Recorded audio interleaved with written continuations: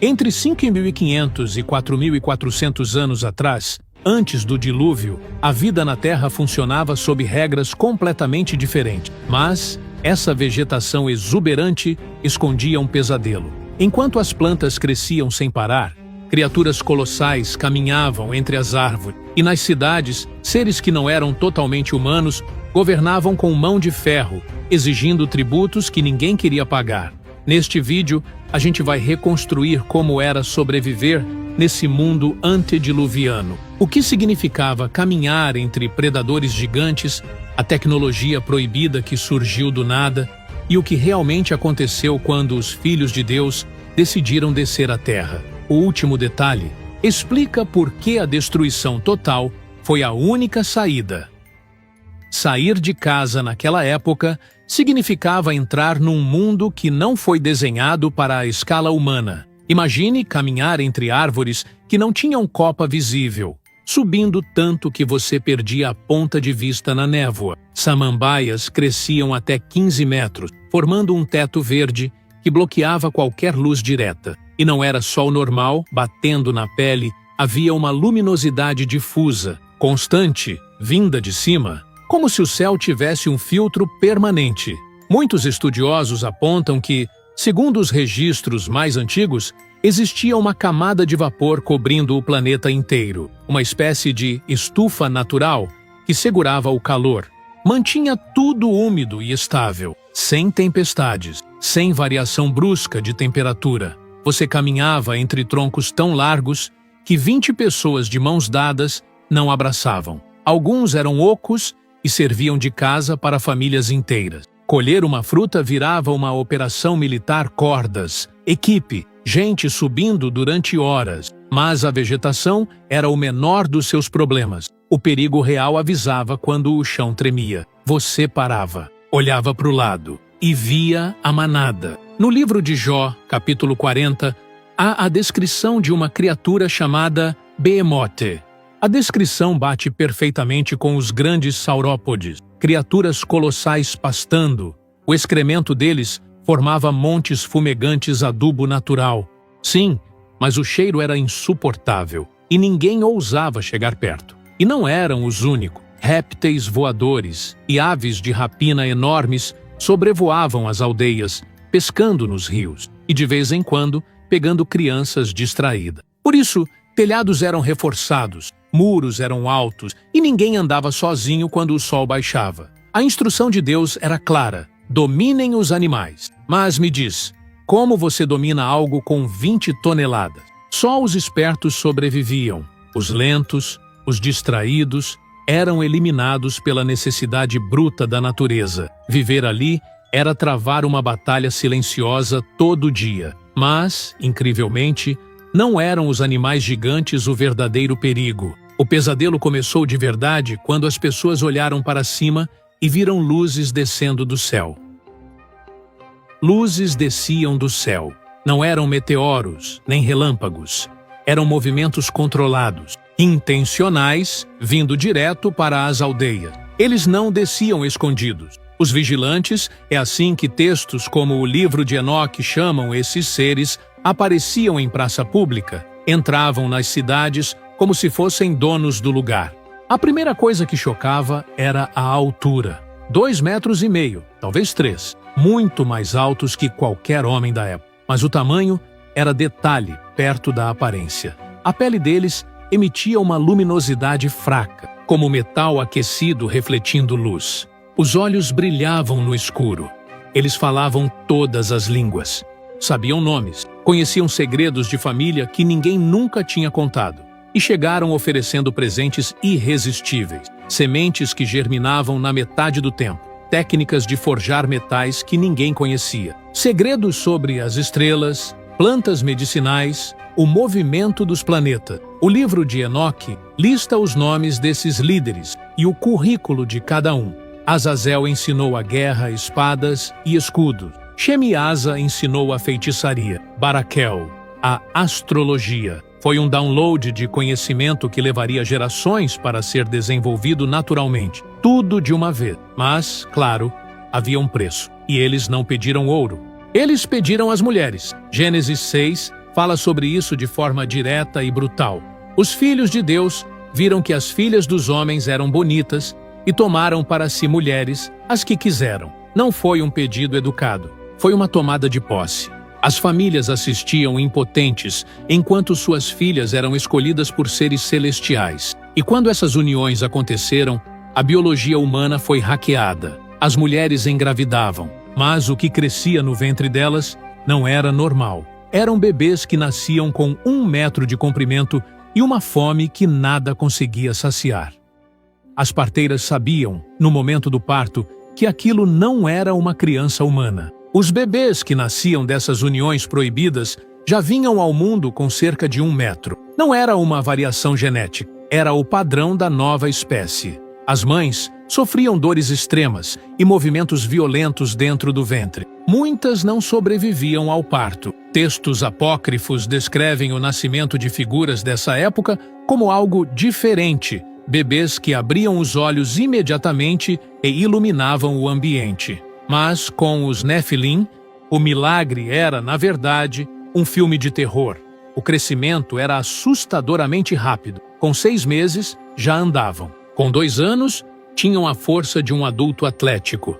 Quebravam móveis sem querer, derrubavam portas, machucavam outras crianças durante brincadeiras. Não necessariamente por maldade, mas porque não tinham noção da própria potência física. Aos 5 anos, já atingiam o tamanho de um adulto humano. Aos 10, ultrapassavam 3 metros e, na idade adulta, chegavam a 4 metros de altura. Alguns registros antigos falam em gigantes ainda maiores, o que pode ser exagero poético, mas a mensagem é clara. Eles eram titãs biológicos, arrancavam árvores jovens como se fossem gravetos, levantavam rochas que 10 homens não moviam. Matavam animais selvagens com as mãos nuas. Mas o detalhe mais perturbador não era o corpo, era a mente. Eles aprendiam rápido, falavam cedo, compreendiam conceitos complexos, mas não tinham empatia. O livro de Enoque diz que eles devoravam o trabalho dos homens, consumiam toda a produção agrícola, depois os rebanhos, depois a caça selvagem. Eles eram psicopatas genéticos, entendiam emoções na teoria, mas não sentiam. Viam pessoas como recursos, gado, não como iguais. Por que obedecer a um pai humano que você pode esmagar com uma mão? Aos 10 anos, muitos já tinham matado, por impulso, por raiva, por curiosidade. E quando esses híbridos atingiram a maturidade completa, eles decidiram que não queriam mais ser filhos, eles queriam ser reis. Imagine um governante com 4 metros de altura, força incalculável, e um apetite maior que o de 100 homens. Não havia polícia para te proteger. Não havia tribunal para apelar. A palavra dele era a lei. Quem questionava, desaparecia. Gênesis chama esses híbridos de homens de renome em hebraico. Anshei Hashem. Eram as celebridades da época. Heróis, campeões, governantes intocáveis. Eles construíam palácios de pedra bruta nas planícies férteis, erguiam muros grossos e exigiam tributos pesados, grãos, animais, ouro e mulheres. Estátuas colossais eram erguidas em homenagem a eles. Templos onde sacrifícios aconteciam, e a hierarquia era brutalmente simples. Eles no topo, humanos na base. Mas havia um problema logístico crescente: a fome. Como alimentar uma população de gigantes? O livro de Enoque descreve a escalada do horror. Primeiro comeram a colheita, depois os animais.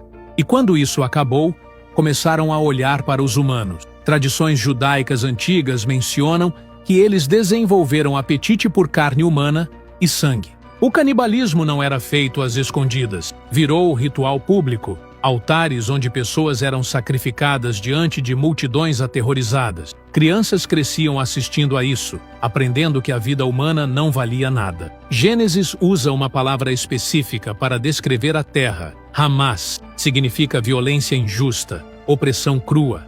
Assassinatos eram diários, corpos ficavam nas ruas. A Bíblia diz que toda a imaginação dos pensamentos de seu coração era só má continuamente. Não era um momento de raiva, era um estado constante de maldade. As lendas gregas de titãs devorando os filhos não eram invenção. Eram memórias traumáticas dessa época. Golias, séculos depois, com seus quase 3 metros, era apenas uma sombra, um eco genético do que esses seres foram no auge. O medo era a atmosfera que todos respiravam. Mas os Nefilim não eram os únicos responsáveis pelo colapso. Seus pais, os vigilantes, continuavam ensinando segredos proibidos. E, de repente, humanos comuns começaram a ter acesso a armas e feitiçarias que transformaram o mundo numa zona de guerra sobrenatural. De repente, as pessoas sabiam fazer coisas que, pela lógica da evolução natural, elas não deveriam saber por mais 1000 anos. Imagine uma sociedade que passa da idade da pedra e da madeira para a metalurgia avançada em uma única geração. Não foi uma descoberta gradual, foi uma transferência direta de tecnologia. O livro de Enoque é muito específico sobre quem ensinou o quê.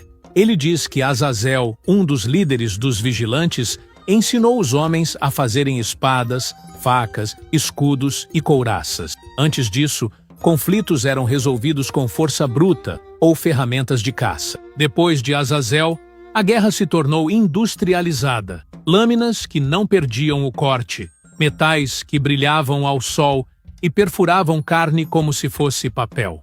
A mortalidade explodiu. Mas Azazel não ensinou apenas a matar.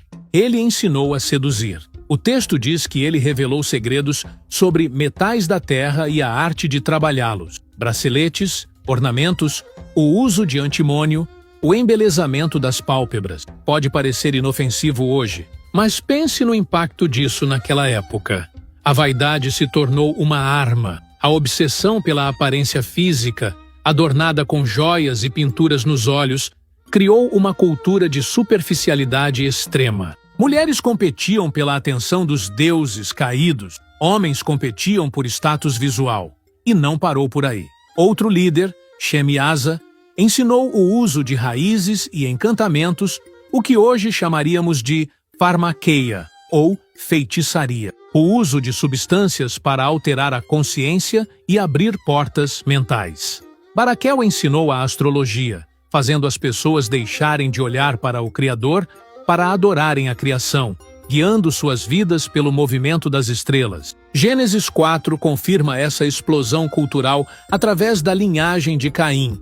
Tubal-Caim surge como o mestre de todos os artífices de bronze e ferro. Jubal cria instrumentos complexos, harpas e flautas. A música, que deveria ser adoração, virou ruído constante. O som nunca parava nas cidades. Festas que duravam dias, ritmos hipnóticos que abafavam a consciência e a reflexão. Era como entregar um reator nuclear para uma criança. A capacidade técnica estava lá, mas a maturidade moral para usar aquilo não existia. Eles tinham cidades muradas, armas letais, entretenimento 24 horas e manipulação genética. Eram tecnologicamente superiores a nós em muitos aspectos, mas espiritualmente mortos. E essa tecnologia criou um abismo entre dois tipos de pessoas que viviam na Terra. Enquanto um grupo construía impérios de pedra e metal, outro grupo tentava desesperadamente manter a humanidade original viva em tendas de couro. Havia duas humanidades vivendo no mesmo planeta, completamente opostas, como óleo e água. De um lado, você tinha a civilização de Caim. A Bíblia diz que ele construiu a primeira cidade e a chamou de Enoque. Imagine uma metrópole antediluviana, paredes altas de pedra bruta para se proteger dos predadores gigantes, portões de bronze polido reforçados com a tecnologia dos vigilantes, torres de vigia onde sentinelas observavam o horizonte. Lá dentro, o barulho era incessante. O som das forjas de Tubal-Caim batendo metal dia e noite. A música de Jubal ecoando nas praças. O comércio, a prostituição cultual, a adoração aos gigantes. Era um lugar de luxo, prazer e medo. Mas do lado de fora, nas montanhas e planícies altas, vivia a linhagem de Sete. Gênesis 4:26 diz que, no tempo de Enos, começou-se a invocar o nome do Senhor. Eles escolheram o caminho oposto. Não construíam muros, viviam em tendas, nômades, em contato direto com a criação, não com a fabricação. Eles rejeitavam a tecnologia bélica e a feitiçaria das cidades. Não tinham exército, não tinham gigantes como reis. Tinham apenas a tradição oral de Adão sobre o jardim e a promessa de um resgate futuro. Por gerações, essa separação física manteve a linhagem da promessa pura. Mas então, a barreira quebrou. Gênesis 6:1-2 descreve o colapso.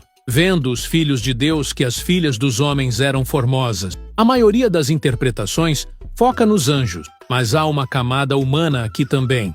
A mistura das linhagens. Os homens piedosos olharam para as cidades de Caim, viram as mulheres com os olhos pintados, a técnica ensinada por Azazel, viram o luxo, a música, o poder. Eles desceram a montanha. A sedução venceu a santidade. Eles trocaram a simplicidade das tendas pelo conforto das cidades de pedra. Casaram-se, misturaram-se. E quando a última barreira de separação caiu, a maldade que estava concentrada nas cidades se espalhou como um vírus. O dilúvio não veio porque algumas pessoas eram más. Veio porque até os bons tinham se corrompido. A sociedade se tornou homogênea no mal. Mas enquanto a moralidade humana apodrecia, algo ainda mais grotesco estava acontecendo nos laboratórios e fazendas dos Néfilim. Imagine caminhar por uma floresta e dar de cara com algo que seu cérebro se recusa a processar.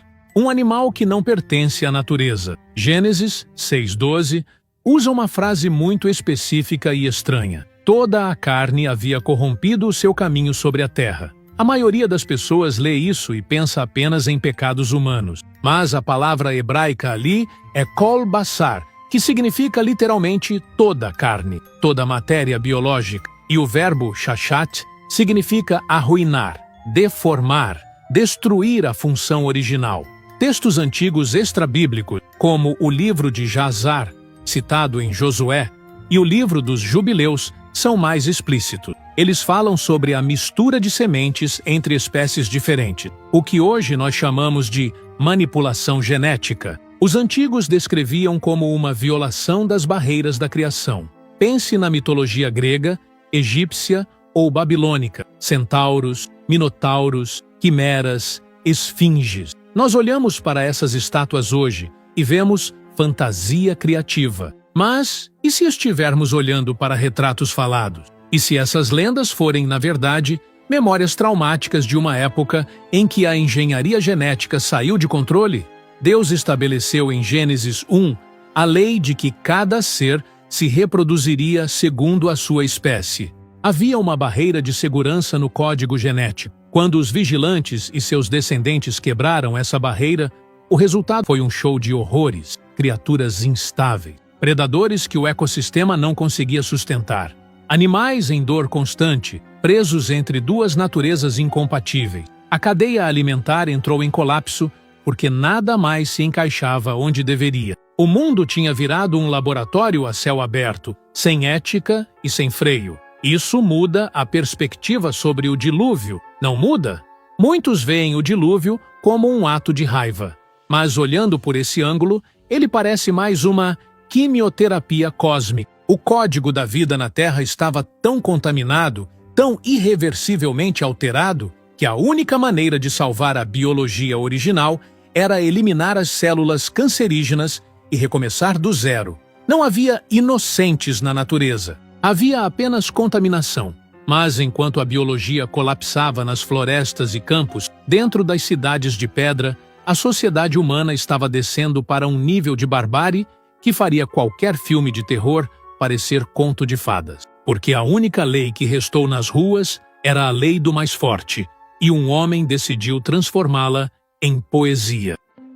Esbarrar em alguém no mercado daquela época não era apenas um acidente. Podia ser sua sentença de morte imediata. A Bíblia preservou uma declaração terrível em Gênesis 4, saída da boca de Lameque, um descendente de Caim. É o primeiro poema registrado na história, e é um poema sobre assassinato. Ele diz às suas duas esposas: "Matei um homem por me ferir, e um jovem por me pisar." Entenda a desproporção. Alguém o feriu talvez numa briga, talvez um acidente, e a resposta foi a morte. Alguém o pisou, um jovem, e ele o executou. Não havia olho por olho, era sua vida por um arranhão. Lameque se gabava disso. Se Caim será vingado 7 vezes, Lameque o será 70 vezes 7. Ele instituiu a lei da vingança infinita. Não havia tribunais, juízes ou polícia. Havia apenas clãs armados e gigantes poderosos. Se você cruzasse o caminho de um homem de renome ou de um rico como Lameque, você morria. E se sua família reclamasse, eles morriam também. Corpos ficavam nas ruas até apodrecer ou serem comidos pelos animais modificados. A empatia tinha evaporado. Gênesis diz que a terra estava cheia de violência. A palavra hebraica original ali é Hamas. Significa crueldade fanática, opressão, a perda total de valor da vida do outro. Mulheres eram acumuladas como troféus. Lameque foi o primeiro a quebrar o padrão de um marido e uma esposa, tomando 2 para si. O ser humano virou mercadoria. Gênesis dá o veredito final. Toda a imaginação dos pensamentos de seu coração era só má continuamente. Tente imaginar isso. Não havia dias bons, não havia atos aleatórios de bondade. A mente coletiva estava sintonizada numa frequência de maldade ininterrupta. Era uma sociedade psicopata. Mas, enquanto o sangue escorria pelas sarjetas das cidades de pedra, as pessoas começaram a notar algo estranho no céu. A estufa que protegia o mundo estava começando a falhar. Pela primeira vez em milênios, as pessoas sentiram um arrepio na pele. Não de medo, mas de algo físico que elas nunca tinham sentido antes: o frio. Ninguém sabia o que estava acontecendo, porque ninguém nunca tinha visto aquilo antes. Lembra daquela camada de vapor que protegia a Terra e mantinha tudo estável? De repente, ela começou a falhar. Pela primeira vez na história humana, as pessoas sentiram um arrepio na pele. Não de medo, mas de temperatura. O vento frio começou a soprar. Pessoas que viveram séculos naquele clima tropical perfeito nunca tinham visto o próprio hálito condensar no ar. Gênesis 2 é claro ao dizer que, antes disso, não chovia. O ciclo da água era diferente. Então, quando as nuvens escuras começaram a se acumular massas densas, cinzentas, bloqueando a luz difusa, o pânico visual foi imediato. Trovões ecoaram. Um som novo, violento, que ninguém conhecia. E então, a primeira gota caiu. Gênesis descreve o momento exato com precisão científica. Naquele dia, romperam-se todas as fontes do grande abismo, e as comportas dos céus se abriram. Não foi só uma chuva forte. Imagina o chão explodindo debaixo dos seus pés. Fontes do grande abismo sugere reservatórios subterrâneos de água sob alta pressão. Placas tectônicas se partindo, géiseres gigantescos jorrando água fervente da crosta terrestre, enquanto o céu desabava em cima. Foi um ataque duplo, água de cima e água de baixo. No começo, talvez alguns tenham tentado beber a água que caía, achando que era curiosidade. Outros correram para os seus palácios de pedra, confiando na engenharia dos vigilantes, mas a água subia metros em questão de minutos. Rios transbordaram instantaneamente. Cidades em vales desapareceram na primeira hora. Aquelas muralhas impenetráveis, construídas para manter inimigos fora, agora serviam apenas para prender a água dentro, transformando as cidades em aquários mortais. No meio desse caos absoluto, um único barco de madeira, uma caixa retangular estranha, construída por um velho chamado Noé, que todos ridicularizaram por décadas, começou a flutuar. Enquanto a civilização mais avançada, violenta e geneticamente modificada da história afundava na lama, uma porta se fechou, e o silêncio que veio depois foi ensurdecedor. A maior civilização da Terra foi apagada tão completamente que hoje nós achamos que eles são apenas mito, mas eles deixaram um aviso.